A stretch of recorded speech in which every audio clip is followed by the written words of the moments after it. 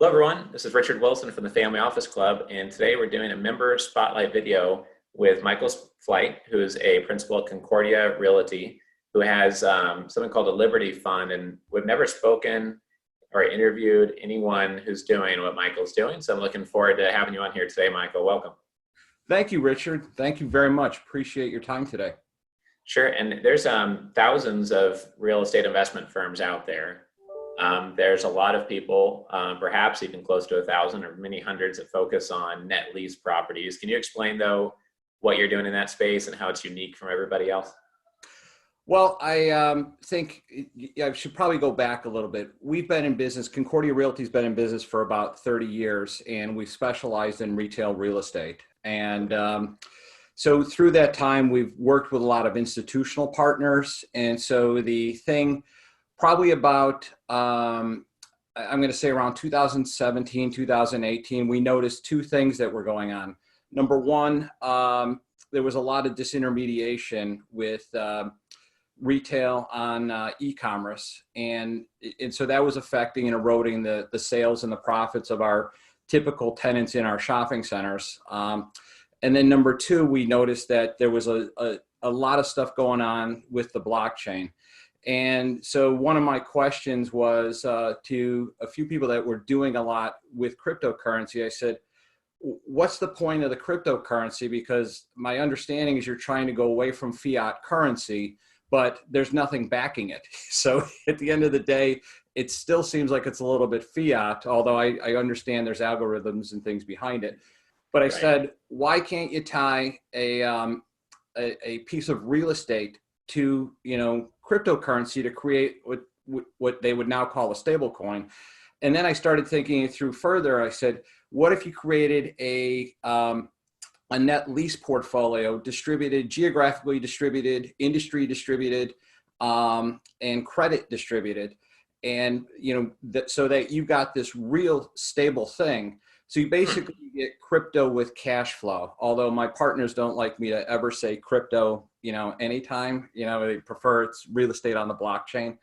Right. So we started investigating it, and there's been an evolution. So there's now a thing called a security token, which is a regulated security, but it's traded and it's a digital security. So that's kind of how we got to that.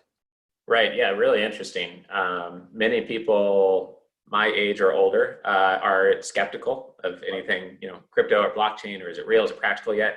But what I'm hearing you say, if I understand this right, is that, people are, many global currencies default, like the average life of a currency is 13 years or something. I've probably seen that infographic. And people get worried about how there's nothing backing the dollar. And what you're saying is like, well, with a crypto, it's supposedly hyper secure. But at the end of the day, all that's backing it is some trust that we're going to believe the value of whatever coin is going to go up just from momentum and demand.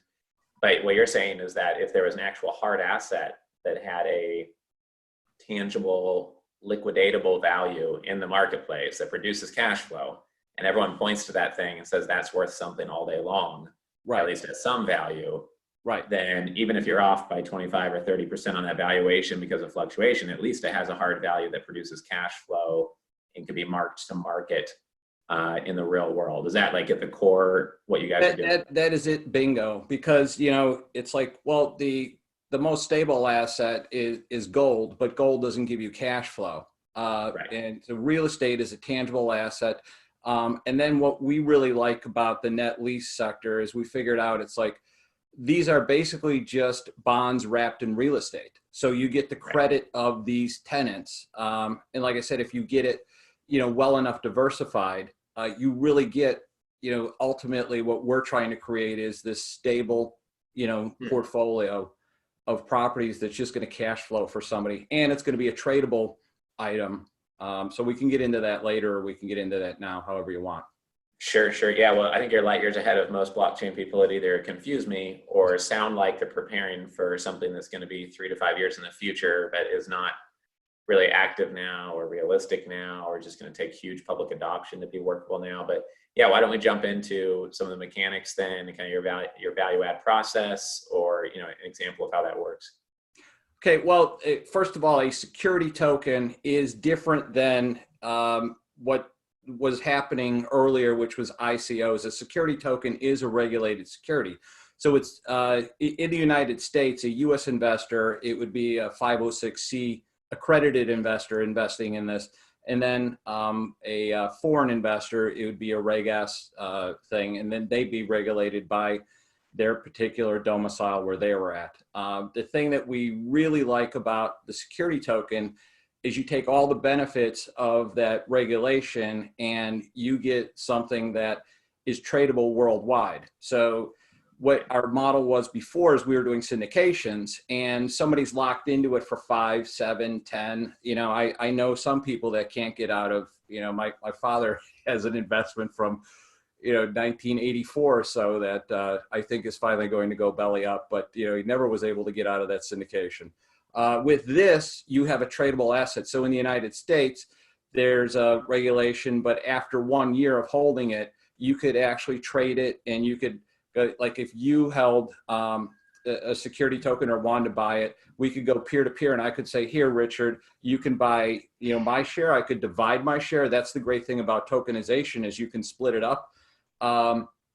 Or I could go and there's exchanges happening out there right now. And so those are still in their infancy. And so I'm not going to say that, there's a huge liquid market out there, but there are people out there that are doing big things in the exchanges. Overstock is probably the biggest name out there doing a lot with security tokens. Okay. And to back up one step, if someone's listening to this and they're just wondering, single tenant net lease, is it similar to like a triple net type relationship where basically there's, they're paying for all of the, upkeep, maintenance, build out, taxes? Is that pretty much the type of thing you're going after? Excellent question. So a net lease is different from your apartment lease in that a net lease, the tenant pays you rent. And the net leases are typically longer term leases. So they're anywhere from 10 to 20 to 25 years.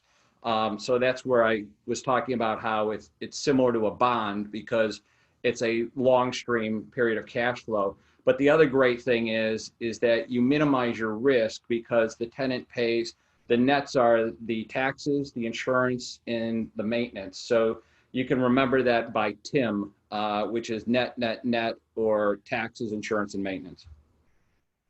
And so basically you're just getting the cash flow from the income. Right. Okay. And we could have some potential strategic partners for you within the Family Office Club, maybe some potential investors. What's your next couple steps for this in terms of like, has it launched? Is it about to launch? Who could get you big distribution that you'd like access to? Obviously, it sounds like there's going to be an offering for people to potentially invest in, of course, the way that you're referring to it, I'm guessing. But can you provide us a little bit more framework around that just for how people can interact with you and be helpful? This has taken us a little bit longer than launching a normal fund because we had to figure out the technology stack, but we now have the technology stack. We plan on launching the fund sometime mid-September. And if somebody wanted to invest in it, they could come to us, but we are going to list it on a platform called Securitize. And Securitize is basically a security token and a crowdfunding platform all at the same time. We've got a strategic joint venture partner with a group out of Atlanta that does a lot of hedge fund management. They're Stonegate Management, and they have a new fund management, which is Catalyst, which they're just bringing out right now. So we're going to be one of the first security tokens working with Catalyst. So so that's, if they wanted to contact us, we could work them through the whole process. Sure. Great. Okay. Well, definitely we're focused on commercial real estate, rolling forward. We're doing more and more in that space. So I'd be happy to see what type of strategic connections we could help with, or, we'd love to do that. Yeah. Investor lead. Yeah.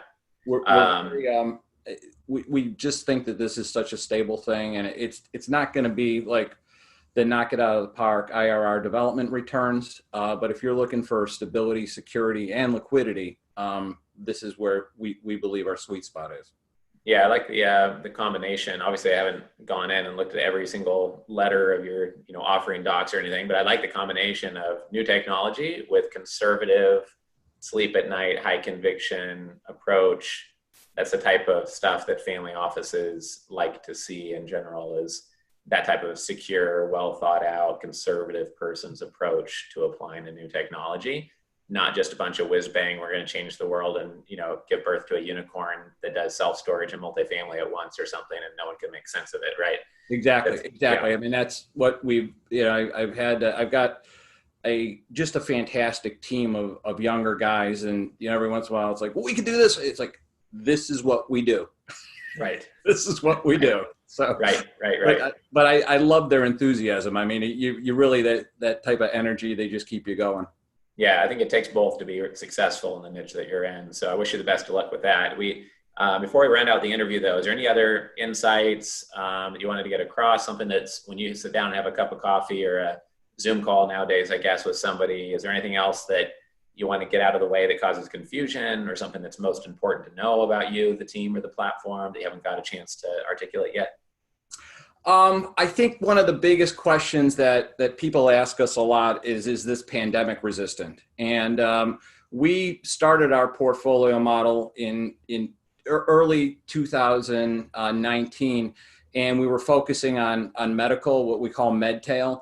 And we expanded that because it wasn't a big enough market. And so the industries that we're investing in, and like I said, we had this in 2019, it is pandemic resistant, it's internet resistant, it's service providers, they're essential businesses, daily needs tenants. And the great thing about these properties is they're like high traffic, high volume, desirable properties. Even if the tenant leaves, our secret sauce is we can release it because we've been doing this and we've got relationships with tenants, developers, and everybody else in the industry. Right. Okay. Great. Well, I'd be happy to help with anyone who wants to connect with Michael and his team. If you're part of the Family Office Club, want to learn more and get involved in some way, or see about investing with them or co-investing in something, just let our team know. But also, Michael, where could they reach you and your team directly? To prefer to reach out via your website, or? They could go to our website, which is libertyfund.io. And then they could also reach me directly at michael@libertyfund.io. Okay, great. Well, appreciate you being an active member here in the Family Office Club, and we're happy to push this out, via our network, just kind of spread the word about what you're up to and keep in touch as you grow this. I think it'll be exciting to watch your growth. I appreciate you being part of the community. Oh, thank you very much for inviting us. We really appreciate this opportunity. Sure, great. Thank you.